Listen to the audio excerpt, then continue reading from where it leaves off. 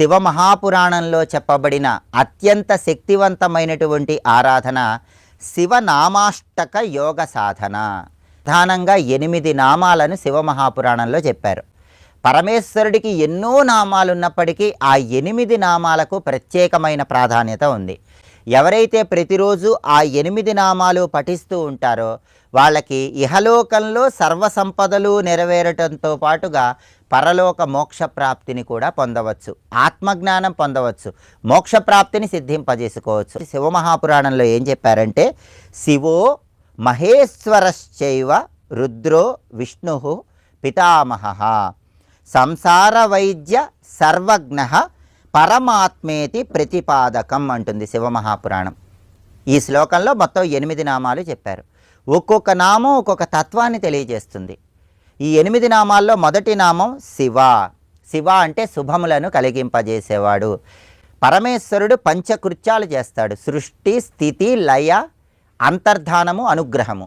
ఈ 5 కృత్యాలలో అనుగ్రహము అనేటటువంటిది శివనామానికి సంబంధించింది. శివ అంటే శుభాలను కలిగింపజేసేవాడు కాబట్టి మహేశ్వర అంటే అర్థం ఏంటంటే మాయను వశంలో ఉంచుకున్నవాడు అని అర్థం.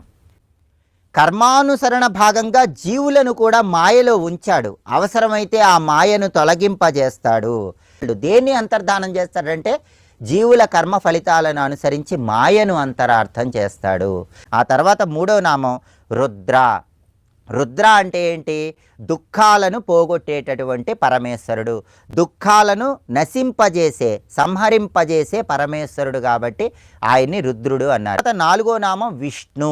పరమేశ్వరుడికి ఉన్న 4వ నామం విష్ణు అంటే అర్థం ఏంటంటే విష్ణు అంటే సర్వవ్యాపకత్వాన్ని తెలియజేస్తుంది, దాన్ని విష్ణునామం చెప్తుంది. ఆ తర్వాత 5వ నామం పితామహ. పితామహ అంటే పరమేశ్వరుడే బ్రహ్మరూపంలో సృష్టి చేశాడు, అంటే ఇది సృష్టితత్వాన్ని తెలియజేస్తుంది. నామాష్టక యోగంలో ఉన్న మొదటి 5 నామాలు కూడా సృష్టి, స్థితి, లయ, తిరోధానం అంటే అంతర్ధానము, అనుగ్రహం అనే పంచకృత్యాలను పరమేశ్వరుడు నిర్వహిస్తాడని తెలియజెప్పే నామాలు. ఇక 6వ నామం సంసార వైద్య.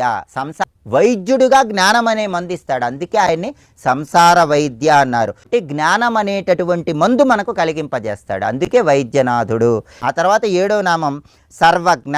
సర్వజ్ఞ అంటే సర్వకాల సర్వావస్థలలో సర్వ వస్తువులలో ఇంద్రియాలకు అతీతంగా ఉన్నటువంటి సర్వజ్ఞాని కాబట్టి చివరగా పరమాత్మ అన్నారు. పరమాత్మ అంటే అర్థం ఆత్మజ్ఞానాన్ని కలిగింపజేసేవాడు కాబట్టి ఆయన్ని పరమాత్మ అన్నారు. మోక్షాన్ని అనుగ్రహిస్తాడు అని చెప్పటమే ఈ శివనామాష్టక యోగం అనే పేరుతో ఉన్న 8 నామాల్లో ఉన్న అంతరార్థం.